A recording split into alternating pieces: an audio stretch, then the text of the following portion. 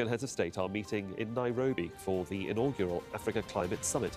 They're deliberating in the Kenyan capital on how the continent can take climate action. Among the aims are a common plan for tackling climate change, proposals for a new international financing framework, and plans for dealing with biodiversity loss. Let's get the latest on this. It is because we all have a shared stake in the Earth's ability to sustain life that we must envision together a future that embraces the values of equality, human security, and shared prosperity. Africa possesses all the necessary conditions to realize this future. Let's join Catherine Soina, who's in the Kenyan capital. Catherine, much to discuss and, I presume, great expectations. Yes, the agenda here is very rich.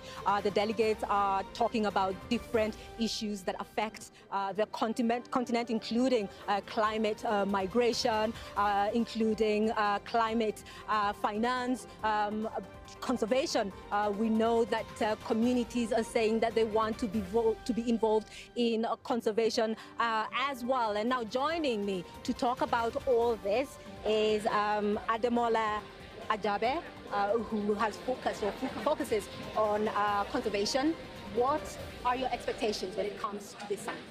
Thank you so very much for having me. This Africa Climate Summit, the first ever, is really timely in the sense that it's bringing to the fore conversation around climate finance. As we all know, Africa is suffering the brunt of climate change impacts, but there's also a huge opportunity that can be unlocked through a gathering like this in terms of how do we recalibrate or reimagine options for financing climate change mitigation and adaptation on the continent. So in terms of expectation is to see tangible outcome coming in that direction in terms of what are the many or sustainable finance mechanisms that Africa can tap into to cope with the impact of climate change. What pressure should be used when it comes to international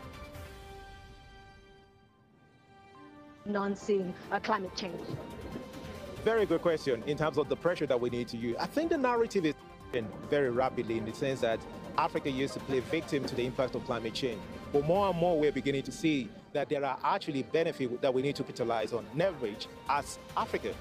A very good example is the wealth on the continent. Africa is home to a fourth of, it's holds one of the most important carbon sinks in the world, the Congo Basin. So how do we look at that from a financial perspective, looking at the financial architecture for nature-based solution? That is very critical. So coming to how we work with the West is really about a negotiation that monetizes the impact and the benefit of this nature-based solution like climate mitigation in Africa to support climate impact financing across the continent. What needs to be done to involve more communities, local communities who are the most affected by climate change? Absolutely. Communities face the brunt of climate change, and I've traveled around the continent seeing how communities suffer this climate change impact. However, they have a big role to play in the sense that they're actually the custodians of nature. They support in protecting this natural asset, and they've done that for generations. So one of the things we need to look at is technology transfer, because local action is critical, but how do we use local action to solve global problems? Through scaling, that's the first one. The second one is about financing, and financing at scale. Talk about climate change finance.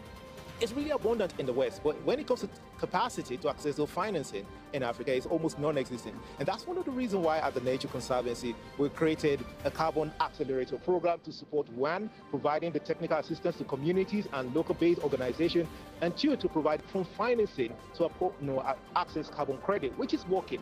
But the question is, how do we scale? Because it's not only for us to have solutions that are working at local level, but we need these solutions to be scaled to benefit more people across the continent. And I mean, at the end of it all, after this summit, what should be Africa's position, especially when it comes to COP28 at the end of the year? We're expecting at the Africa Climate Summit in the next couple of days, 28 presidents from across Africa, 40 African ministers, and I'm told that more than 30,000 delegates have registered. So we expect to see very ambitious commitment coming out through with support from the Africa group of negotiators under the United Nations Framework Convention on Climate Change.